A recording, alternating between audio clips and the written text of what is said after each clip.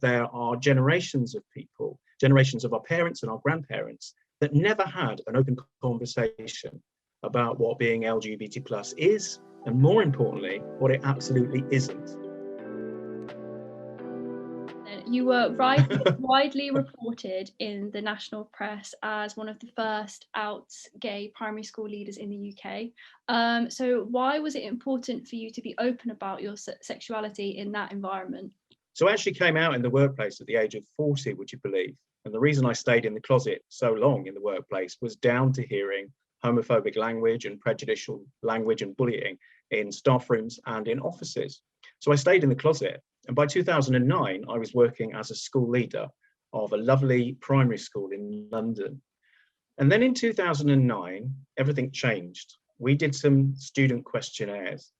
And when we got that data back, which was around bullying and equalities issues, I was really shocked to discover that 75% of our wonderful pupils were experiencing homophobic bullying in and around school on a daily basis. Now, this was whether or not they identified as LGBT plus. A lot of them were just being targeted with homophobic language for being different. Well, guess what? We're all different, aren't we? So faced with that data, what it told me was that our children were suffering. And faced with young people suffering, as an educator and as a human being, you have to do something about that. You can't ignore that data. So 2 responses. The first one, I came out as gay in assembly and fed back that bullying data to our school community to make it real, to make it concrete to them. Because when I was at school myself back in the 1980s, in the days of Section 28, I was very badly homophobically bullied every single day. And to cut a long story short, it nearly resulted in me taking my own life. So the thought of that happening to those wonderful young people that it's my privilege to have a duty of care over, the thought of that happening to them, no, not on my watch. So I came out in assembly. And in addition to that, I devised and wrote a training program, initially for primary schools, around compassionate, intersectional LGBT plus inclusion, to ensure that every young person, whoever they are and however they identify in schools, can go on feeling that they belong, that they are represented and validated, and can have the best chance of an education and therefore a life that they deserve. How important is education around LGBT plus issues? You know, I'm 53 years old now, and I never had any LGBT plus inclusive education when I was at school myself. Not a book, not a lesson, not a poster, not an assembly. And bearing in mind, I went to school in the 1980s, in the days of Section 28, that essentially stopped and shut down conversations around LGBT plus inclusions. Now, Section 28 was repealed in 2003, and we're in a very different place now. But despite that, LGBT plus inclusion in education is still very new. And it's fair to say, over the last few years, there have been some barriers and challenges put up to LGBT plus inclusive education. And whilst that can be quite stressful to deal with when you work in this field, what it reveals is that there are generations of people, generations of our parents and our grandparents, that never had an open conversation about what being LGBT plus is, and more importantly, what it absolutely isn't. And the only way that we're going to push through prejudice and discrimination and fear and anxiety is through education, because there is a lot of misinformation about what LGBT plus people are. And they are just people, they are just human beings.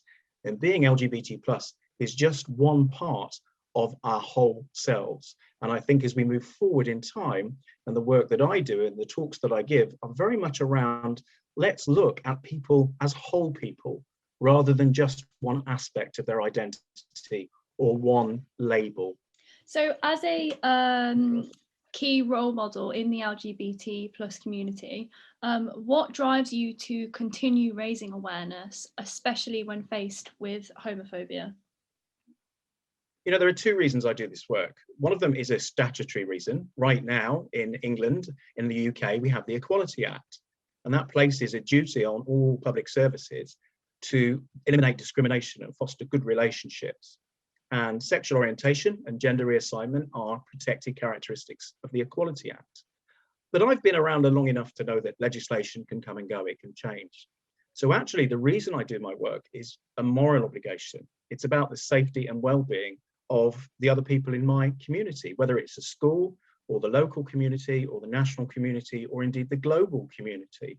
We're all unique human individuals. And I believe that we all deserve our time and place on earth, but that we also deserve to be who we were born to be.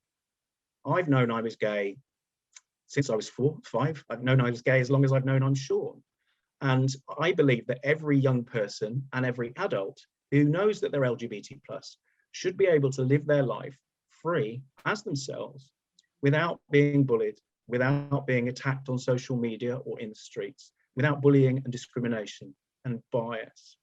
And really, that's what drives me. It's that drive to ensure that people can be themselves in education and in communities and in social spaces so that they can enjoy their limited time on this beautiful planet of ours. So yes, I get nasty stuff on social media. People make comments to me sometimes when I'm out socially. But you know what? You have to bear in mind that traditionally there's been a huge lack of education around LGBT+ lives, histories, and identities, and the contributions we all make to society. It just hasn't been talked about in a lot of cases. And that leaves a space into which prejudice, fear, and misconceptions can come. So when people attack me, I try to be patient and compassionate about it and look underneath the visible behaviors and think, what is it I need to address that lies underneath that? And for me, it comes back every time to education. So what are some of the negative effects a lack of diversity can have on a corporate team? So the business case for diversity in corporate contexts is fairly convincing. There's a lot of evidence out there around the benefits of diversity to a business. For me, I come at this work from 2 strands. I come at it as a manager of people, and I come at it as an educator. So let's take as a manager of people. If I'm in a business and I'm responsible for 150 adults within that business, they will all be diverse. I have no control over that. That's a fact of human existence. And if I allow a space to be created where they are feeling excluded, where they're being bullied, where they're experiencing prejudice, bias, and discrimination, that will affect their mental and physical health. It'll affect their motivation and their attendance at work, and that will impact negatively upon business outcomes. So McKinsey, organizations like that will do very rich data around the benefits of diversity, but for me, it's a very simple argument. Do I care about my employees or do I not? And do I care about all of my employees or some of my employees? And it's no different as an educator of young people. Do I care about some of them or do I care about all of them, whoever they are and however they identify? So what is therefore your top tip for businesses wanting to create a more inclusive culture? So my top tip for a business wanting to create an inclusive culture is start with individuals, because we're talking about cultural and change of ethos here. We're not talking about a tick box approach. And culture change begins with change within individuals. And what we're aiming for is not a fixed point. There is no train station with inclusion written across it. Inclusion isn't a fixed point.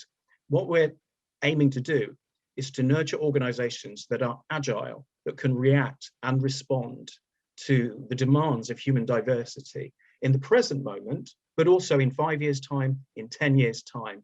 And also if all of the staff left that organization